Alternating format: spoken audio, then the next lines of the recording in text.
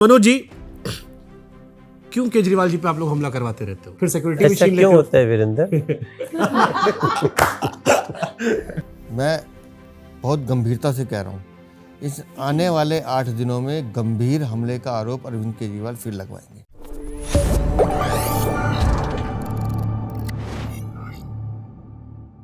मनोज जी, क्यों केजरीवाल जी पे आप लोग हमला करवाते रहते हो? वो कहते हैं यार देखो इतना हमला करवाते हो आप लोग। 2014 2013 प्रेस कॉन्फ्रेंस कर रहे थे, स्याही फेंक दी गई। 14 में वाराणसी गए, स्याही फेंक दी गई। 16 में ऑड इवन के बाद स्याही फेंकी गई। 18 में सचिवालय के अंदर लाल मिर्ची डाली गई। 19 में गाड़ी पर थप्पड़ मारा गया। 22 में गुजरात में प्लास्टिक बोतल फेंकी गई। ग्रेटर कैलाश फिर किसी ने पानी फेंका 24 में। और अभी गाड़ी पर वो एलिगेशन लगा रहे थे कि पत्थर से हमला करवा दिया। तो इतना हमला क्यों करवाते हो आप लोग उन पर? फिर सिक्योरिटी भी ऐसा छीन क्यों लेते हो? होता है वीरेंद्र? चलिए मैं आज बताता हूँ, मनोज भाई तो जो बताएंगे। आज हम चुनाव से 8 दिन दूर खड़े हैं। हाँ, मैं बहुत गंभीरता से कह रहा हूँ, इस आने वाले 8 दिनों में गंभीर हमले का आरोप अरविंद केजरीवाल फिर लगवाएंगे। प्लान करके करवाएंगे। और तिहाड़ जेल से आने के बाद ये आदमी पहले कुटिल था, अब शातिर अपराधी है। मैं आज ईमानदारी से कह रहा हूँ, ये इस चुनाव को जीतने के लिए किसी भी स्तर पर जा सकता है। और ये अगले 8 दिनों में अपने ऊपर जानलेवा हमला सीरियस तरीके से करवाएगा और सुरक्षा का मुद्दा बनाकर इस चुनाव को, क्योंकि आज इसे दिखाई दे रहा है कि चुनाव मेरे हाथ से गया। लोग मुझे भ्रष्टाचारी चोर कहते हैं और चुनाव में नहीं जीत सकता। तो अब ले दे के इसके पास सिर्फ एक ही मुद्दा बचा है कि हाय मैं विक्टिम कार्ड कैसे खेलूं। और इस विक्टिम कार्ड खेलने के लिए ये अगले 8 दिनों में किसी भी स्तर पर जा सकता है। ये भविष्यवाणी मेरी लिख के रखिएगा। सर आपने जिस तरीके से उनको डिफाइन किया, मुझे केजरीवाल जी का वो वाला वीडियो याद आ गया जो उन्होंने कुछ दिन पहले कहा था। और क्योंकि उनके ऊपर जितना हमला हुआ, जब आप बताए, सब चुनावे में होता है। ये हमको नहीं समझ में आया, सब चुनावे में काहे होता है। अगर मान लीजिए थोड़ी देर के लिए कि अगर हमको दोषी आप ठहराना चाहें, तो हम इतना मूर्ख तो नहीं हो सकते कि चुनाव में हमला करें। क्योंकि हमला होने से लोगों को सहानुभूति मिलती है।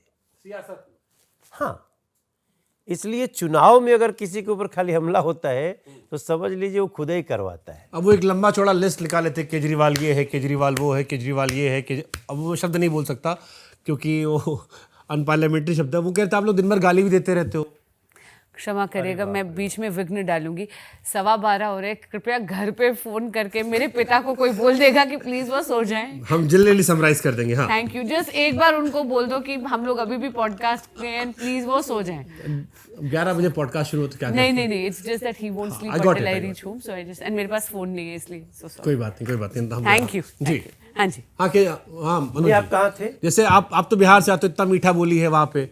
अब वो कहते हैं कि दिन रात आप लोग गाली देते हो, ऐसा शब्द बोले, वो पूरा दिन गिनाए बैठ के पर्चा पकड़ के, केजरीवाल ये, केजरीवाल वो, केजरीवाल ये। हम तो कह भी नहीं सकते आपके सामने, मम्मी हमारी मारेंगी हमको। खाली इतने ही आप लिख दीजिए कि बदजुबानी अरविंद केजरीवाल। तो इतने सारे वीडियो आएंगे, नरेंद्र मोदी जी को एक से एक गालियां। यहाँ तक कि मुझे गाली क्या, मुझे तो सिग्नेचर ब्रिज से ढकलवा कर मारने की भी कोशिश किया उन्होंने। मनोज तिवारी के बाप की नहीं है दिल्ली, ये उन्होंने ही कहा है, मेरे पिताजी जिंदा नहीं है। पूर्वांचल के लोगों को फर्जी वोटर कहा। पूर्वांचल के लोग जब यूपी बिहार के गए प्रदर्शन करने तो दोगले कहा। पूर्वांचल के लोगों को लालची कहा कि 500 रुपया का टिकट लेके आते हैं, 5 लाख का इलाज करा के जाते हैं। और चिल्ला चिल्ला के कहने वाला मैं हूं दिल्ली का। मेरा तो, मैं गाना गाता हूं, थोड़ा सा मेरा नस वस खींच न जाए। अरविंद केजरीवाल जिसको न गाली दे दें, फिर भी हम बोलते हैं तो दे बोलते हैं, दे नहीं बोलते हैं हम। फिर भी अमित शाह जी जब आते हैं यहाँ तो श्री अरविंद केजरीवाल कहते हैं। क्या संस्कार है भारतीय जनता पार्टी के। तो जो लिस्ट था पूरा जिसको गिना रहे थे, वो आपके नेताओं ने नहीं बोला? देखिए, हमारे नेता अगर हीट ऑफ द मोमेंट में कभी कुछ कह भी देंगे ना, तो खेद जरूर व्यक्त करेंगे। अरविंद केजरीवाल को खेद, अफसोस ये सबसे कोई मतलब नहीं हमसे कह रहे थे मोदी जी से दोस्ती करवा दीजिए, हम तो यहाँ फोटो भी देखे आपके, वहाँ पे मोदी जी का ही फोटो था, कह रहे थे अगर पॉसिबल हो दोस्ती करवा दीजिए मोदी जी से, आप बोलेंगे तो पैर पकड़ लेंगे, जैसे बोलेंगे वैसे कर देंगे।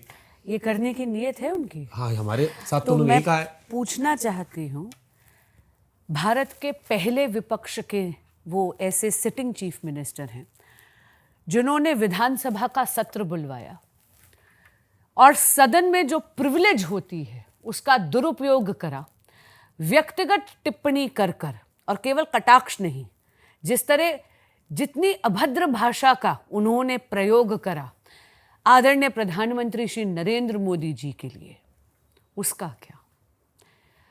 कहना बहुत आसान है, अमल कर कर दिखाएं। पहली बार ही मिसयूज्ड प्रिविलेज, वो जानते थे कि सदन में, सत्र में, on the floor of the house वो कुछ भी बोले, उसको कहीं पर भी उस पर मानहानि का मुकदमा नहीं लग सकता, डेफेमेशन का केस नहीं लग सकता। He has that immunity, he is protected by the honourable constitution of this country, and he misused that constitutional privilege.